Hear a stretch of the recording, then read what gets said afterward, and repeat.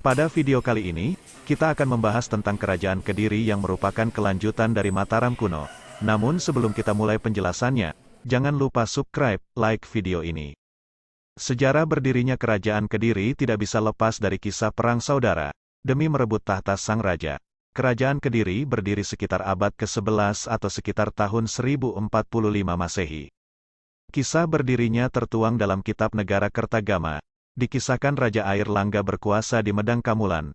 Di tengah masa kejayaannya, Airlangga memindahkan kerajaannya ke Kahuripan dengan nama Panjalu, dengan pusat pemerintahan di Daha. Namun seiring waktu tanpa disadari tahta sang raja mulai diusik oleh kedua putra Airlangga, Sri Samarawijaya dan saudaranya Mapanji Garasakan. Keduanya sangat berambisi untuk menjadi raja pengganti ayahnya. Tapi Raja Airlangga menyadari hal tersebut, untuk menghindari terjadi bentrokan oleh anaknya. Raja Airlangga membagi kerajaan menjadi dua, keduanya adalah Jenggala, Kahuripan, dan Panjalu, Kediri, yang wilayahnya dipisahkan oleh Gunung Kawi dan Sungai Berantas. Jenggala dipimpin oleh Mapanji Garasakan sedangkan Panjalu dipimpin oleh Sri Samarawijaya. Kendati demikian dengan dibaginya wilayah kerajaan, tak lantas membuat perang saudara itu berhenti. Karena Sri Samarawijaya dan Mapanji Garasakan sama-sama merasa berhak atas seluruh tahta Raja Airlangga. Peperangan antara Panjalu dan Jenggala terus berlangsung selama lebih kurang 60 tahun lamanya. Namun pada akhirnya, Panjalu lah yang berhasil menguasai seluruh tahta Airlangga. Atas kemenangan tersebut, akhirnya pusat pemerintahan dipindahkan ke Kediri, Jawa Timur dengan ibu kotanya Daha. Semenjak itulah nama Kediri mulai populer dan dikenal lebih luas.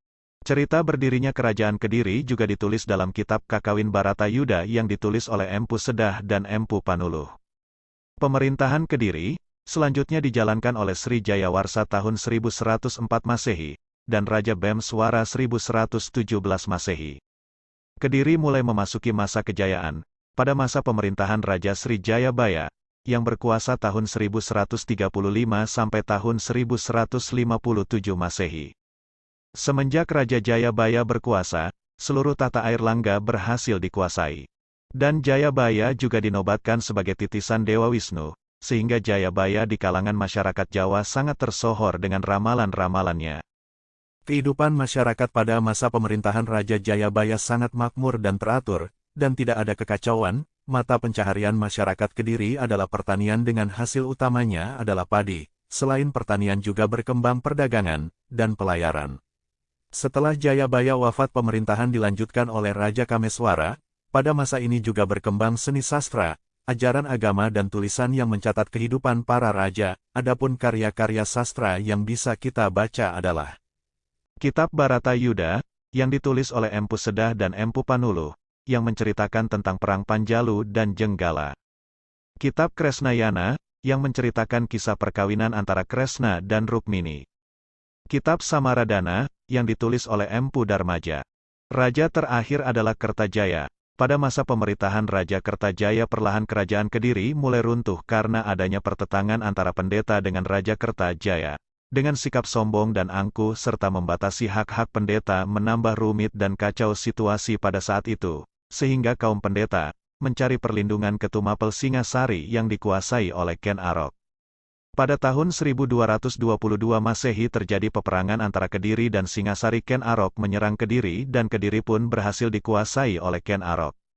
Nah, demikianlah penjelasan singkat tentang Kerajaan Kediri, yang penuh dengan cerita peperangan demi ambisi merebut tahta sang raja. Semoga kita bisa mengambil hikmah atas apa yang terjadi pada masa lalu, untuk kehidupan masa sekarang dan masa yang akan datang. Terima kasih sudah menonton channel Rico Historia. Semoga bermanfaat. Sampai jumpa di video berikutnya. Jangan lupa subscribe, like, dan komentar.